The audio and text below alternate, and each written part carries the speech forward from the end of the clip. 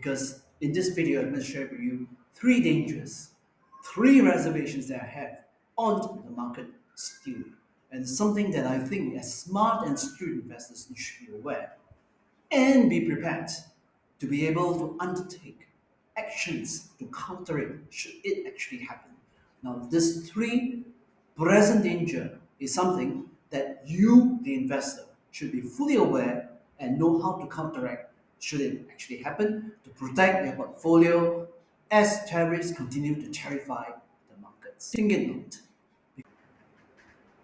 As you can see, ladies and gentlemen, from this chart, the Dow has had been the wildest swing in the last 2 weeks. For example, on the 3rd of April and 4th of April, they collapsed almost 4,000 points, only to recover substantially almost 3,000 points on 9th of April. And guess what, ladies and gentlemen? The 9th of April has an amazing recovery, the ninth sharpest recovery in the history of the Dow Jones, and it holds significant value, which I will share with you later on. And more importantly, if we look at the intraday swings on the various days, that is actually on April 7th, April 8th, and April 9th, they actually rank because of the intraday swing from drawdowns to maximum up by almost 10%. They rank as, in the history of S&P, one of the top 20 widest trading range. And what does this implication means for you? Let's look on the first danger, that I want to highlight in this week's video, and that is that the havoc in the bond market has not settled, even though the equities market seemingly seems to be settling down. Look at the bond market, ladies and gentlemen.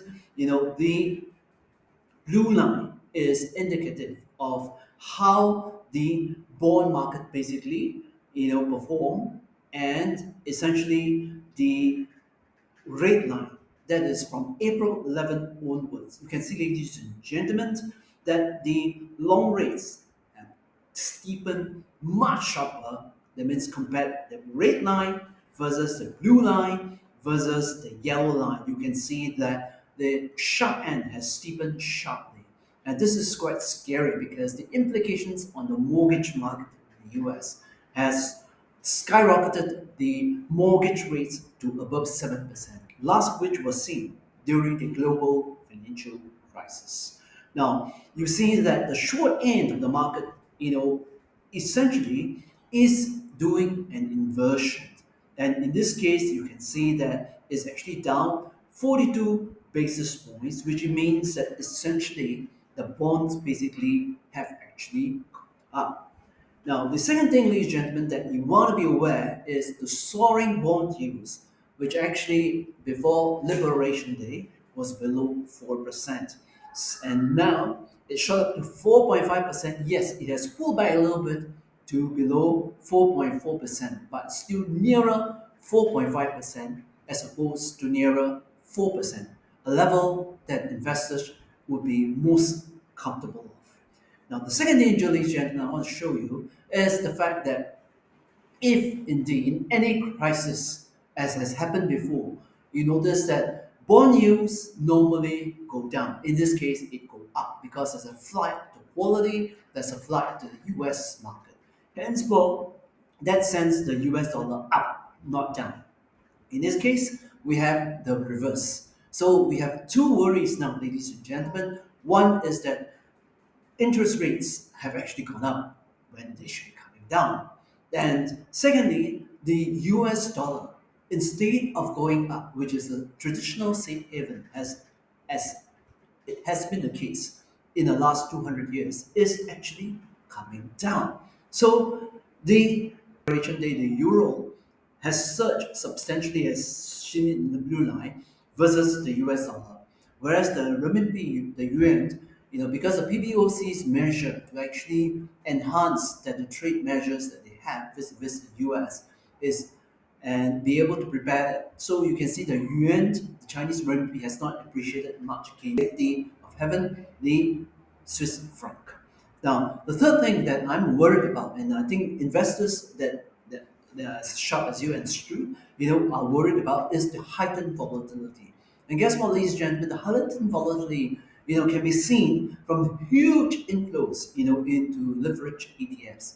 Years ago, when I started in the market, there's no such thing as ETF, let alone a leverage ETF. In this time around, we have leverage inverse ETFs, meaning that these ETFs basically magnify your gains or losses by two times, three times, or even more. You know, and some of these ETFs are even leverage up, meaning they use the futures, they go on loan, they go on margin, and that actually exemplify the huge volatility. And this is not surprising to me because the zero DTEs, that is actually the 0 day expiration options. Basically, together with leverage ETF has magnified volatility in the market. Now, what this 0 day options does, ladies and gentlemen, as the name suggests, is that these options expire at the end of the day. So whether you buy a put or a call, you will notice that you will realize, whether it actually materializes into a profit or the loss based on the premium that you paid for that particular day. If anything, ladies and gentlemen, this actually exemplifies the gambling that you undertake on a daily basis of the various stocks or of the various. So you may ask, ladies and gentlemen, how does one prepare for markets like this? Well, in my past video, as you can see, just last week, I've shared that I basically had been able to buy 3 million worth of shares in this huge sell down in the markets. Why do I do so? Do look at my last video. But one of the key things that I have been able to do, especially since our last lecture for GCP Global investors, which include the index fund managers, family offices, and high net worth individuals, is that since March we have been selling off, a lot of real estate investment trusts, chief of which is actually Maple Tree Logistics Trust. And in last week's videos, I've showed that essentially I've sold. In this case, I raised almost 200,000 from the sale of Maple Tree. Then on the 20th of March, I actually sold, and raised almost 100,000 from the sale of my MLT at $1.32. And then on the 1st of April, yes, just 2 weeks ago, I sold at 133, raising 50,000. All in all, I sold MLT raising almost $1 million. The other $1.5 million came from the sale of other real estate investment trusts. Look, ladies and gentlemen, the sale price that I've got for MLT is 133. That's almost a 30% higher than the current share price that closed on Friday. So one of the key things, ladies and gentlemen, as we always prepare investors, is to be prepared.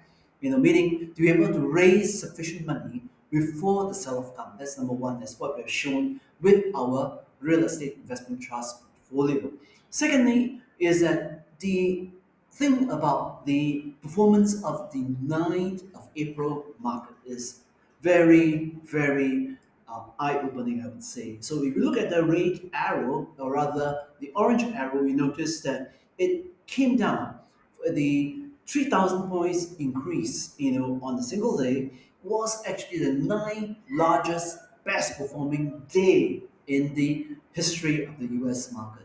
Now, the history of this is that it actually holds forth that if you look at the last few times in which the Dow Jones, and if you actually go even longer, be it 6 months, 70% of the time the market is up after 6 months, and after 12 months it's almost 100%. That's 91%.